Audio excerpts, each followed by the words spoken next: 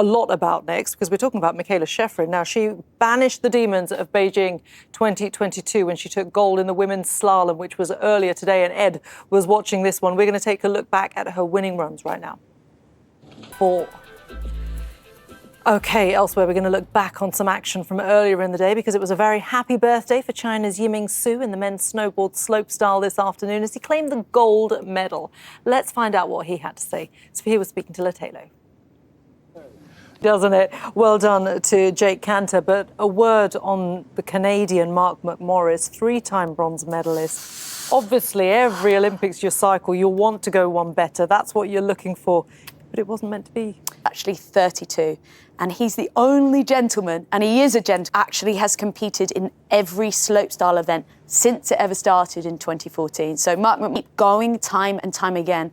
And what we learned about Mark today, 2 years old, he's the only guy in this Olympic Games that was in. See him next. We're going to see him soon. I hope so. I hope so. I would love a hero like that. That's exactly what we want. I would love to see him back, but 36 years old, he'd be punching pretty good to still be riding with those boys. In itself as well, considering where she is in her career. Let's talk about Lena Durr, though. Now, back in Beijing, she was leading all the way after the first run, didn't end up with a medal.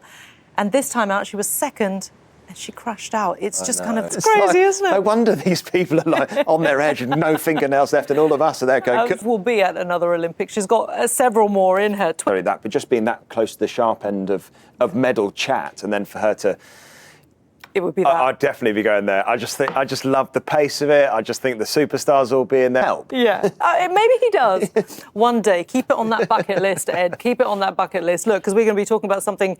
I mean, it's so hard. Such a tricky position, but I think just seeing the calibre of curling in that match, you have to take a moment of appreciation on that. But I've actually, Ed, I don't know about you, to be in, and they will literally just the entire nation. I keep getting messages from everyone saying, oh, we love the curling, we're all watching. And I think, Reshmi, the question is, have you got now one of those hoovers at home? Because they have been going viral on. To buy one, even just for housework in general, but I think, and to indulge in the curling obsession as well. So the men have they have left it late, but it's still not lost. It's still very much on.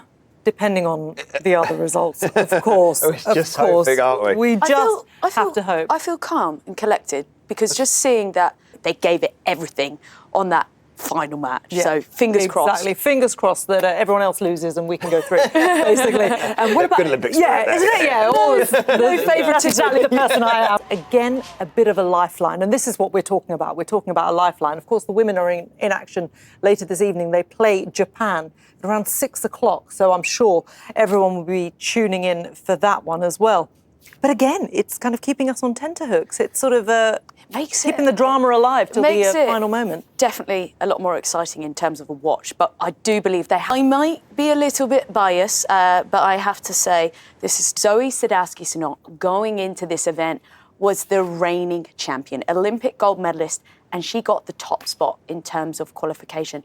But when it came down to run, to deliver in that environment, and you'll notice, as you can see in the background, the light is very, very flat. And Ed, we've seen that affect the alpine conditions. It's so hard to, and you talk about these guys spotting landings when they've got a fraction of a second to spot them because they're doing so many rotations. So it is amazing. And to make it look so easy. It's a level of multitasking, which I'm not sure many people can do. Absolutely not me. Many mere mortals. And in terms of relief, because the girls can do so much more. So on Zoe's last jump, she did a backside 1080. We can see that here.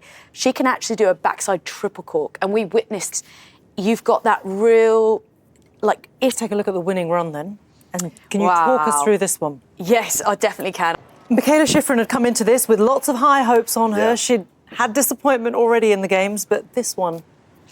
And I think it was a relief. She came across the line not with elation. It was definitely a case of that across the line because she's been so dominant not only this season, but this season specifically, but in previous last 2 or 3 seasons. Legacy in the ultimate sense, and actually some people find that pressure, and I don't. In 4 years, it's 8 years. Every single time she puts on skis, people think she's going to win. She's an absolute icon of alpine skiing. Great She champion. cemented her legacy today, and it's one. Good evening, Good Reshmin. evening, guys. It's been a day of thrill as we've watched the ice hockey as well. I know, Ed, you were reading, and obviously drama all the way till the absolute final moments, as we saw in both the matches that we had live. Ed, I want to ask you about the alpine skiing, because I know this is where you're there, and I feel that we ended on a bit of a fairy tale, because you've got the greatest slalom skier of all time in Michaela Schifrin. We've seen her, but suffer a little crisis of confidence. She's faltered. Great race and a nice way to finish it. And I think it's just a great way to end it. And in real domination. Exactly what we want to see, isn't it? Those big names best performing. People, on the bigger stage. Exactly that. What about the women's snowboards, the gold? Coco Marassi with the bronze. Zoe Sadowski-Synnott, the reigning champion, coming. Surprised by that? There has been so much Japanese take the win in the big air, but today I do believe was wrong. Do they ever come out and sort of justify it? Great. Yeah. And he's great on the slope.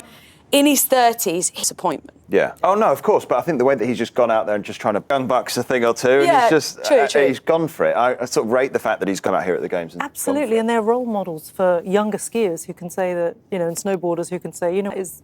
And what you want he to see. has paved the way for progression and professionalisation. Good representative for everything that we as snowboarders stand for. So I'm proud to say, Mark McMorris is one of ours. Absolutely.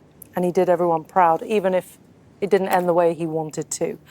How's it going to end for Team GB and our men's and women's curling teams? Now, this is the sport that gets everyone on the edge of their seats. Everybody seems to become a curling expert every 4 years, do we not? Everyone at home does as well. Are you very good at the push? Don't get involved. He's always there to just ruffle a few feathers, isn't he? Let's find out. Yeah, exactly. In GB, the men have put themselves in a fantastic position. They are now in that top 4 position to hopefully progress to the semi-finals on Friday. It is now out of their hands. They have done as much as they need to do. For the women as well, they have got their final match tomorrow. They play Italy. But this is what happened when they played the USA. Cleaning up, absolutely smoked them. Is how I would describe that. That smoked them, and they are now in with a chance. Other results have to go their way, of course, but we will have our fingers crossed, and we hope you join in tomorrow. Join us, I should say, at 1 o'clock as Team GB women take on Italy. Okay, year-old freestyle skier Zoe Atkin, the younger sister of Olympic bronze medalist Izzy, made her professional debut at the ripe old age of just 14. She won her first half-pipe World Cup event just 2 years later, and with a World Championship gold medal under her belt so far in her career, well, we are hoping for great things when she kicks off her campaign tomorrow. The medal hope, and we really, really, really want to see good things in the half-pipe, don't we, Amy? Zoe Atkin is special.